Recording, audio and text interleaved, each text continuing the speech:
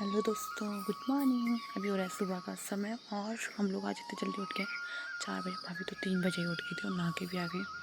सो मेरे लिए भी पानी गर्म कर दिया और मुझे बुला रहे हैं तो अब मैं चलती हूँ थोड़ा नहाने। उसके बाद चल रहे हैं हम लोग मंदिर में और मैं दिखाती हूँ आपको। अपने पीछे देखो, अभी ढंग से उजाला भी नहीं हुआ है। हम तो काफ़ी टाइम से उठ रखे, मतलब अभी नीचे आई मैं। तो चलो, यहाँ पे देखो भाभी इतने जल्दी तैयार भी हो गए हैं। अब मैं भी जाती हूँ। बोल भाभी बहुत क्यूट है। देख लिया, भाभी तो तैयार होंगे। हम पे अभी अंधेरा पड़ रहा है, जाते हैं हम लोग। सो गाइज, अभी हम लोग हो चुके हैं रेडी और हमने चेंज कर लिया। मैंने तो अपना मेकअप भी डन कर लिया है सारा। बाकी अभी भाभी भी तैयार है, बस मम्मी बची हुई थोड़ा। मम्मी तैयार होती है उसके बाद निकलते हैं हम लोग। सो तब तक मैं जाती हूँ रील्स बनाने, 2-4 रील्स बनाती हूँ। तो चलो, मैंने यहाँ पे दुपट्टा रखा था, ये मेरा दुपट्टा। तो चलते हैं, अब रील्स बना दे तब तक 4-5। सो दोस्तों, फाइनली हम लोग आ गए हैं घर से और यहाँ पे हमारे पीछे गाड़ी और मम्मी आ रही नीचे से। उसके बाद चलते हैं हम लोग। देखो मम्मी अभी यहीं है। सो भाभी और मैं पूरे रास्ते में बकड़ बकड़ करते हुए हम लोग पहुंच गए यहाँ पे खंबा खाल में। और यहाँ पे मुझे थोड़ा ना कैमरा हाथ में लेने में थोड़ा शर्म सी आ रही थी, क्योंकि हमारे सब भैया भी बैठे हुए थे। उनके सामने मुझे थोड़ा अजीब लगता है वीडियोस वगैरह बनाने, शर्म सी आती है। उसके बाद मैं लग गई यहाँ पे थोड़ा सा शूट करने और भाभी को लग रहा था मैं फोटो खींच रही हूँ, इसलिए अच्छे अच्छे पोज मारी थी। बट मैंने कहा मैं फोटो नहीं खींच रही हूँ, मैं वीडियो बना रही हूँ। सो बातें करते करते हम लोग फाइनली पहुंच चुके हैं जहाँ पे हमें जाना है। बट अभी तो सफ़र यहाँ से स्टार्ट होता है, अभी हमें और भी ज़्यादा जाना है जो है पैदल का रास्ता। तो हम यहाँ पे गाड़ी साइड लगाते हैं, उसके बाद चले जाते हैं हम इस होटल में। मम्मी लोग चाय पानी पीने, और ये मिल गए मम्मी को यहाँ पे इनके बड़कोट के पड़ोसी। जब हम लोग बड़कोट में रहते थे तो वहाँ पे ये लोग हमारे पड़ोस में रहा करते थे। पहले तो इन लोगों ने मम्मी को नहीं पहचाना। मैंने मम्मी को बोल भी दिया था कि ये नहीं पहचान रहे हैं, तो मम्मी ने कहा नहीं नहीं उन्होंने पहचान लिया है। बट जब मम्मी को लगी कि हाँ सच में उन्होंने नहीं पहचाना, तो मम्मी ने खुद को इंट्रोड्यूस करा कि हम बड़कोट में रहते थे। हम आ गए थे 2008 में गाँव, तो मतलब तब से काफ़ी टाइम हो गया है अब तक। तो उन लोगों ने इसलिए भी नहीं पहचाना, क्योंकि इतना टाइम में काफ़ी शक्ल चेंज हो जाती है और इतना याद भी नहीं रहता है। तो जब मम्मी ने कहा कि हम बड़कोट में रहा करते थे, तो उन्होंने एकदम से पहचान लिया था। तो कह रहे थे कि अच्छा हाँ, अब मुझे याद आया। मैं तभी कह रही कि जाने पहचाने से लग रहा है, पर मुझे ढंग से ध्यान नहीं आ रहा था। और यहाँ पे इतनी तेज़ ठंड हो रही थी, तो भाभी और मैं यहाँ पे धूप सेकने आ गए। तो पूरे रास्ते में हमारा यही डिस्कशन चल रहा था कि हम लोगों को अपने साथ एक स्वेटर लेके आना चाहिए था, क्योंकि यहाँ पे इतनी ठंड है ना। गर्मियों के टाइम पे हम लोग आ रहे हैं और इतनी ज़्यादा ठंड हो रही है, तो सोचो सर्दियों में यहाँ पे कितनी ठंड होती होगी। इसके बाद मम्मी लोग जैसे ही चाय पानी पीते हैं, उसके बाद हम लोग चले जाते हैं। भाभी ने बोला चलो हम लोग सीढ़ी से चलते हैं। भाभी को यहाँ पे थोड़ा सा अपनी वीडियो बनानी थी, तो यहाँ से हम लोग चले गए सीढ़ी से मंदिर का सामान लेके। मंदिर का हमने पूरा सामान ले लिया था जो जो हमें चाहिए था, मतलब मंदिर में चढ़ाने के लिए। उसके बाद यहाँ पे देखो, यहाँ पे घोड़े वगैरह भी हैं जो पैदल नहीं चल पाता उन लोगों के लिए। मैं तो यही कहती हूँ कि अगर तुम लोगों को आना है तो अपने पैरों से आओ, क्योंकि क्या होता है कि हम मंदिर के दर्शन करने तो जा रहे हैं, लेकिन अगर हम घोड़े वगैरह इन चीज़ों के ऊपर जा रहे हैं तो उनको कितनी तकलीफ होती है चलने में। वो लोग हमें कैसे श्राप देते होंगे, तो हमारा उस मंदिर में जाने का कोई फ़ायदा ही नहीं है। सो अगर पैदल चलना बस किए तो ही मंदिर आना चाहिए। सो दोस्तों, अभी हम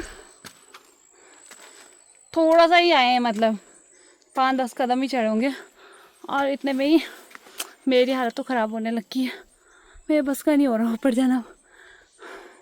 बाकी आगे मम्मी लोग वेट कर रहे हैं। ये देखो भाभी यहाँ पे झंडा लेके खड़ी हो रखी है, मेरा वेट कर रही है, पर मेरे बस का चलना नहीं हो। भैया तो गुन्नू को लेके निकल भी गए आगे।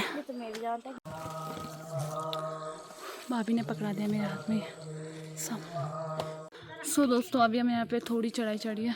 मेरी शक्ल देखो आप लोग कैसी हो गई है। बहुत बुरी हालत हो गई यहाँ पे, और चढ़ने का बस का नहीं हो रहा मेरा तो बिल्कुल नहीं। और मेरे पास सिर्फ ये है, बैग था वो भी भाभी लोगों ने वापस मांग दिया जब मेरे को चढ़ा नहीं जा रहा था। और मैं आपको दिखाती हूँ, यहाँ पे जंगल ही जंगल है, मतलब पूरा। ये देखो यहाँ पे चारों साइड जंगल जंगल है। इन्होंने बोला तो थोड़ा सा है, पर यार काफ़ी चढ़ गया यार, फिर भी अभी तक पहुँचे ही नहीं हम। चलो वापस जाती हूँ थोड़ा और ऊपर। मेरे साथ के सारे ऊपर चले गए, मम्मी लोग, सिर्फ मैं यहाँ पे बैठी हूँ। तो चलो मैं भी चलती हूँ ऊपर। मम्मी हमारे साथ पूरे रास्ते में स्कैम करते हुए आ रही है। मैं यहाँ पे बहुत पहले आई थी, जब मैं 10th क्लास में पढ़ती थी, स्कूल की तरफ से आए थे। तो मम्मी कह रही बस आ गया बस आ गया, और हमें इतना ऊपर लेके आ गई बोलते बोलते, और अभी भी इतना सारा बचा हुआ है। सो गाइस, इन लोगों ने स्कैम कर दिया। देखो यहाँ पे बैठ रखे, इन्होंने बोला ये मंदिर है ऊपर जो दिख रहा है, लेकिन यहाँ पे आके मुझे पता चला ये तो हवा घर है, मंदिर अभी इसके भी ऊपर है। और यहाँ देखो शक्ल, मुँह पे 12 बज चुके हैं, अभी भी हम मंदिर में नहीं पहुँचे। मेरे बस को तो बिल्कुल भी चलना नहीं हो रहा है, और ये लोग पता नहीं कैसे चल रहे हैं। पापा ने तो नीचे मना कर दिया था, फिर भी सबसे आगे पापा ही चल रहे हैं और मैं सबसे पीछे। ये देखो अभी हम यहाँ पे पहुँच चुके हैं बटिया वगैरह मंदिर।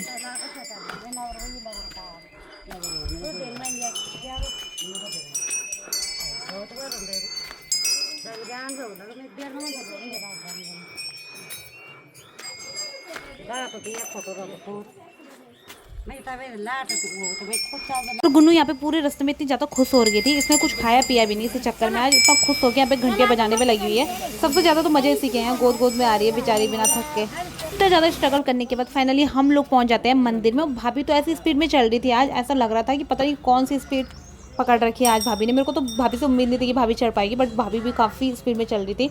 और मैं मुझे लग रहा था कि मैं तो चढ़ ही लूँगी, और मेरे से तो चढ़ा ही नहीं जा रहा था, क्योंकि मुझे पता क्या हुआ था, हम पे जो पानी की बोतलें थी वो हमने गाड़ी में ही छोड़ दी और रास्ते में मुझे प्यास लगी। उसके बाद मुझसे बिल्कुल भी चला नहीं गया, मतलब मेरे को पूरे रास्ते में प्यास ही लग रही थी। मम्मी कह रही है बस आने वाला है पानी, ऐसे बेवकूफ़ बनाते रहे मुझे।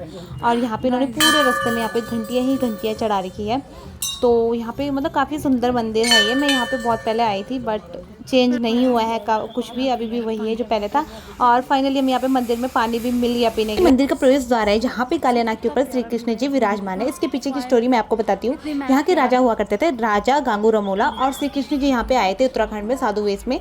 तो उन्होंने गांगू रमोला से रहने के लिए जगह मांगी थी, तो उन्होंने एक साधु को जगह देने से मना कर दिया था, जिसपे श्री कृष्ण जी काफ़ी ज़्यादा क्रोधित हो गए थे। उन्होंने उनके सारे पशुओं को पत्थर का बना दिया था और उनको श्राप दिया था कि आजीवन मतलब उन लोगों को, उनके परिवार को, सबको भीख मांगना पड़ेगा। तो इस पे जब उन्हें अपनी गलती का एहसास हुआ तो श्री कृष्ण के पास गए, उन्होंने अपनी गलती के लिए उनसे क्षमा मांगी और उन्हें यहाँ स्थापित होने के लिए कहा। तो यहाँ पे कालिया नाग के ऊपर वो स्थापित हो गए। नीचे जाते टाइम हमें दिख गई यहाँ पे माता जी की डोली, क्योंकि नीचे पंडाल में वहाँ पे कथा चल रही थी, तो वहीं से ये डोली ऊपर आ रही थी मंदिर में।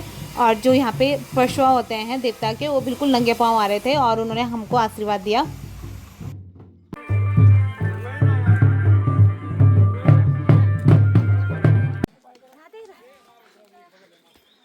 और इसके बाद मंदिर की तरफ जाने वाले की संख्या काफ़ी ज़्यादा हो गई थी। आप लोग देख सकते हो यहाँ पे कितने सारे लोग जाने लग गए थे। उसके बाद जब हम लोग गए थे तो उस समय वहाँ पे ज़्यादा लोग नहीं थे, 10-12 लोग ही होंगे, और अभी काफ़ी ज़्यादा भीड़ हो गई थी। दर्शन करना भी बहुत मुश्किल हो जाता है। आने के बाद हम लोग देख रहे हैं हम कितना ऊपर गए थे, मैं दिखा रही हूँ जूम करके, इतना ऊपर था यहाँ पे इन पेड़ों के बीच में मंदिर। देखो मंदिर कितना सुंदर लग रहा है।